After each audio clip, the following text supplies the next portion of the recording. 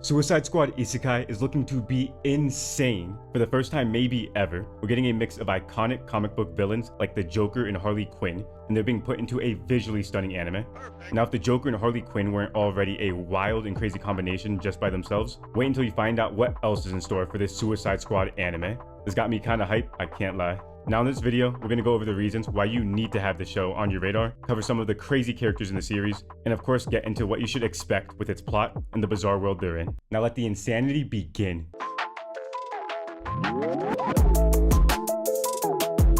To kick things off, the fact that they're bringing together a whole cast of DC villains into an anime world is pretty dope. Now if you're like me, you might have no idea what Isekai even means, but no worries, I got you. Isekai is a Japanese term that translates to another world or other world. This style of genre typically involves stories where the main character is transported, reborn, or otherwise finds themselves in a parallel universe. Think something like Spider-Man into the Spider-Verse. Now I know that technically that might not be an anime, but you get what I'm saying here. Some shows in this genre go the fantasy route, which it does look like this show will do too. Now I'm typically not the biggest fan of that side of direction, but they're definitely taking their own spin and bringing Suicide Squad into a whole new world. Some other popular isekai that you may recognize include Inuyasha and Overlord. Now I haven't seen Inuyasha in forever, but that one's a classic. And for Overlord, I ain't even seen that one yet either, but I do know that one character Albedo kinda fire, I can't lie to you. Now for the Suicide Squad, the visual design in the show, of course, is a mad fire. They even got the director who worked on Jujutsu Kaisen, and you guys know Jujutsu Kaisen is my favorite anime. And now wait real quick, did you guys see the anime awards from Crunchyroll this year? Jujutsu Kaisen was all over it. They swept the floor, got every single award pretty much, and also got Anime of the Year. So with that being said, the director's working on this, Suicide Squad should be in good hands with this man's. Now beyond that, we gotta break down the characters and go a little into their backgrounds. The Suicide Squad brings together a dynamic group of villains straight out of Gotham City, and this includes characters like Harley Quinn, Joker, Deadshot, and a lot more. So let's get started with Harley Quinn. Harley Quinn originally made her debut in the Batman animated series before she was even in any comics, but she was such a hit, she instantly became a huge fan favorite. Harley Quinn was originally a psychiatrist in Gotham City's Arkham Asylum, but Shotty's whole life took a turn after meeting the Joker as one of her patients. She got won over by his riz, and she fell deeply in love with him, leading her down a path that transformed her into a maniac. Harley has an iconic design with her blue and pink hair, and she usually holds a bat or some crazy oversized hammer with her. Harley Quinn is known for being a happy and ditzy, but also a whole lot of crazy, so with all of this, you never know what to expect from her. Over the years, Harley Quinn has evolved from being just the Joker's sidekick to being a standalone character with her own full storyline. This includes attempts at freeing herself from the Joker and forming close relationships with a handful of other characters, including the whole Suicide Squad. Harley Quinn has a complex mix of traits like humor, intelligence, love, and violence, this making her one of the most versatile and charismatic characters in the DC universe.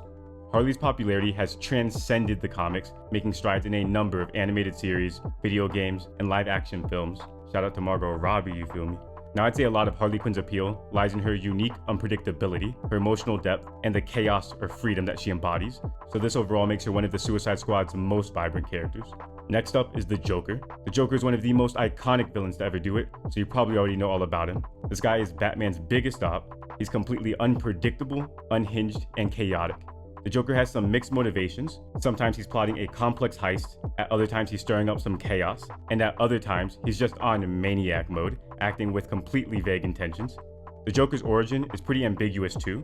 He has multiple conflicting stories about how he came to be, and this works to even further emphasize his overall mystery. Now whether he's being portrayed as a calculated mastermind or just a crazy man, the Joker is definitely up there as a GOAT in the Villain Hall of Fame. The Joker's legacy is cemented not only by him being Batman's biggest op, but by how he represents the chaos lurking throughout society, this making him a timeless and interesting character that will definitely show out in the Suicide Squad anime. The dynamic between Harley Quinn and the Joker is one of the most complex and captivating relationships. Harley Quinn transformed herself to become not just his partner in crime, but his devoted follower. The Joker, being a master of manipulation and chaos, recognized the potential in Harley Quinn's obsession with him and exploited it to his advantage, often treating her more as a disposable henchwoman rather than a partner. Their relationship is characterized by its extreme highs and lows. At times, Joker reciprocates her affection, but these moments are fleeting, and they're often overshadowed by the Joker's crazed behavior. Despite this, Harley's love for the Joker drives her to continuously seek his approval, and she goes to great lengths to impress him or win back his affection after one of his constant betrayals. So summing that up, Harley's a real ride or die, man. But now let's talk about Deadshot. the next member of the Suicide Squad. Deadshot is a dope character from the DC universe. He's an anti-hero type of assassin who has a tragic backstory, pretty similar to most comic book characters for real. Deadshot was also the inspiration for Slade from Teen Titans, and Slade also goes by Deathstroke. Yo, wait, I just realized Deathstroke as a name is wild. This dude really out here got people calling him a Deathstroke. Oh, this is where you slide? Anyways, Deadshot is the one in the Suicide Squad, and he is an ice-cold assassin. He doesn't just go crazy with the blicky, but he's always unshakably calm, even in the most chaotic situations. He also even claims to never miss a single shot on his targets, and his track record backs all of this up. Deadshot's backstory adds layers to his character. He's a man driven by a complicated mix of guilt, anger, and honor. As a kid, before he was officially known as Deadshot, he had accidentally ended his brother's own life while he was trying to assassinate his abusive father. This is an event that profoundly affected him and set him on his path to become Deadshot. While he usually presents himself as a cold, detached hitman, he's really a dude struggling with his past and searching for a purpose beyond his next assassination contract.